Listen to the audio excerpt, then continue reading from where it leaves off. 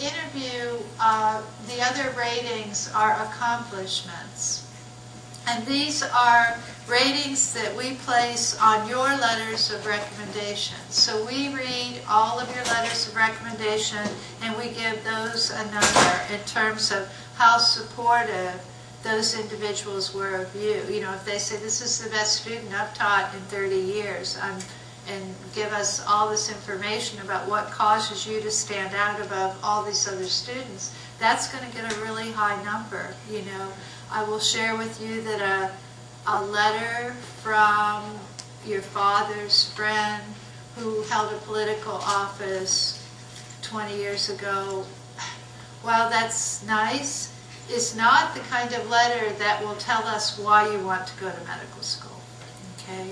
So be careful about loading your application with a lot of those sort of, I have a connection to. Do you know what I'm saying? I mean, use good judgment is all I'm saying. Leadership.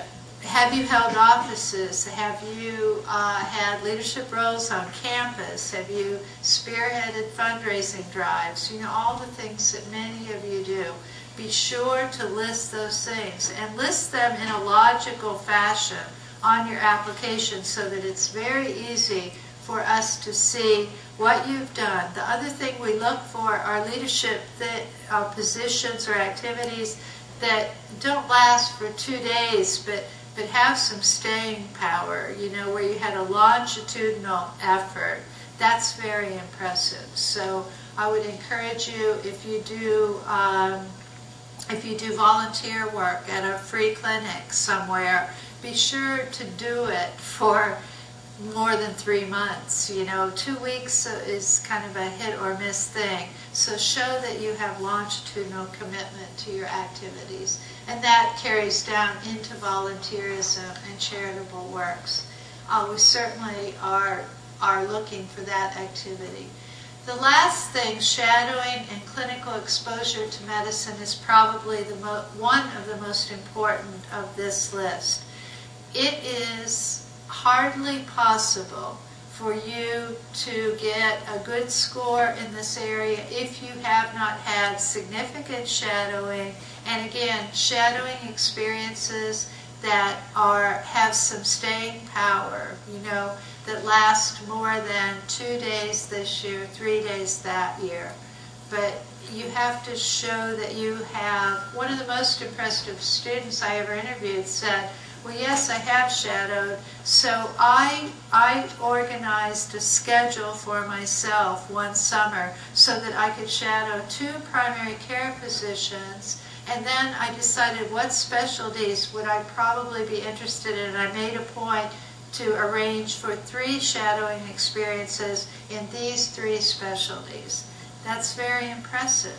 It's very impressive. So really think about your shadowing experiences and be able to tell us why you chose those particular experiences. I'm telling you all my secrets. I won't be able to interview any of you now. Okay. Added value. Because we treasure and value a diverse population of students, we have a mechanism to add value to your application. A subcommittee of the admissions committee makes decisions on added value. We determine in the general group whether you are eligible for added value, and then the discussion goes to the subcommittee to place the appropriate value on your activities or your situation. So what are some of the things that give you added value? Cultural experiences or diversity.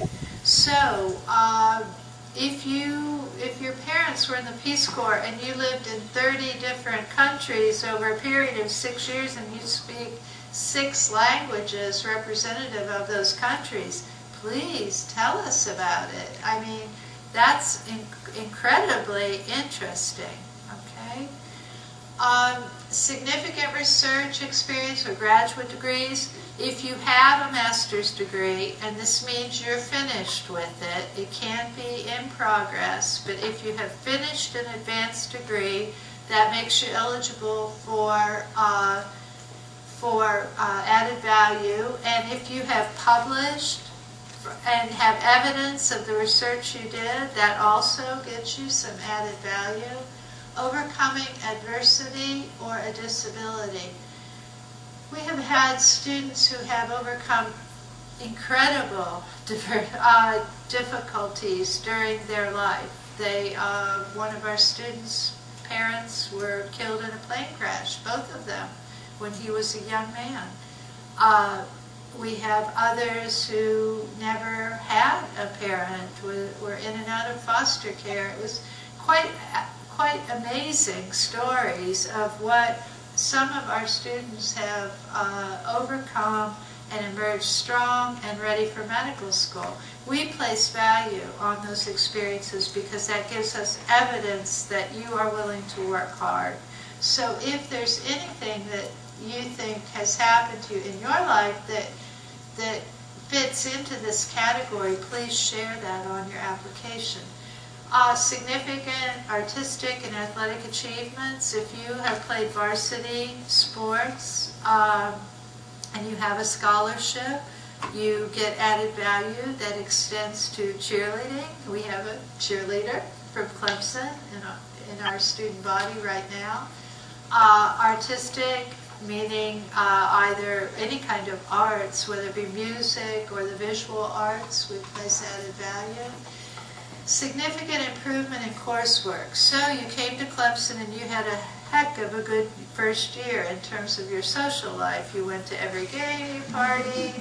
We know this happens, right? And then at the end of your first year, you said, oh boy, you realized even though you became a stellar student in your sophomore year, you are still carrying around evidence of year one on your GPA, right?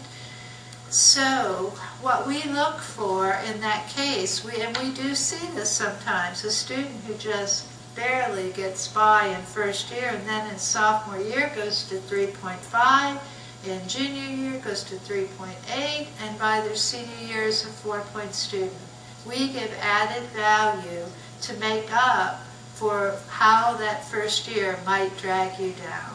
So that's a really good thing. We're human. We understand that things like this happen. And then extended post-baccalaureate career experiences. So if you've gone out and you were a forester for 5 years, or you were a nurse for 8 years and now you're returning, we give added value for that activity or history. You must be out and working for a full 2 years to get added value in this category. So you can't just stay out 1 year and get a job and then get added value. You must be a full 2 years for us to consider it as a career. So those two things come in the next slide, and then that is mixed with the information about your GPA and MCAT. And so you see that by the time you add in these other things, you see how important that interview process is to you. And MCAT at that point is only 25%. So this gives us what we call an index, a final index. And if you get added value, it is added on to that index.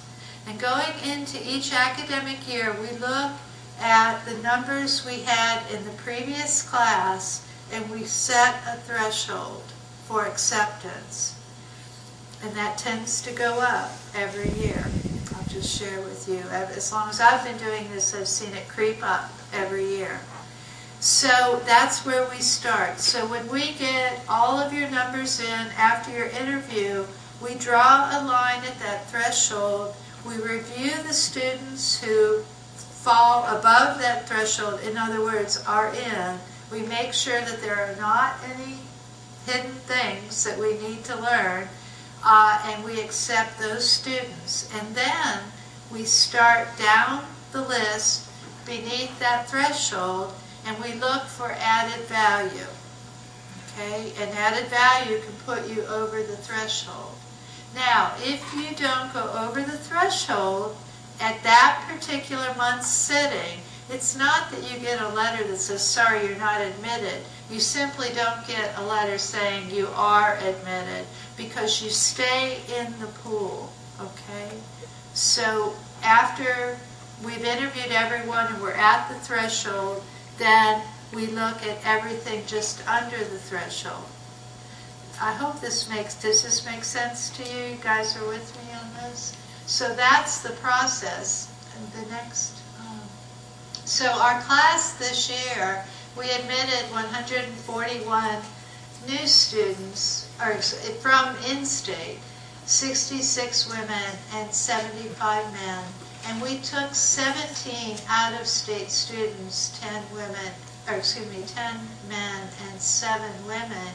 And then beyond that, we have about 8 to 9 MD, PhD students who come through a different interview process, which I could talk with you about if anyone's interested in that. So the average GPA of the current class was 3.64. That is the unadjusted GPA. That's the numbers that come from your colleges. And the average MCAT was 30. There were many, many high MCAT scores in this class. The next slide. Underrepresented in medicine, folks who qualify as individuals from populations who are not represented in medical practice, that accounted for 21% of our class.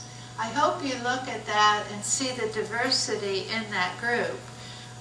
It's almost hard to identify those individuals with a particular underrepresented population. It includes American Indians, people of Hispanic descent. It's quite diverse. So those are some of our students from the underrepresented category. The next slide. These are the colleges that were represented and the student numbers of some of the colleges represented. You'll see Clemson is 25. Now this was the first year in a long, long time that this other school had more than you. Okay, so I want you guys to do something about that this year because we love our Clemson students.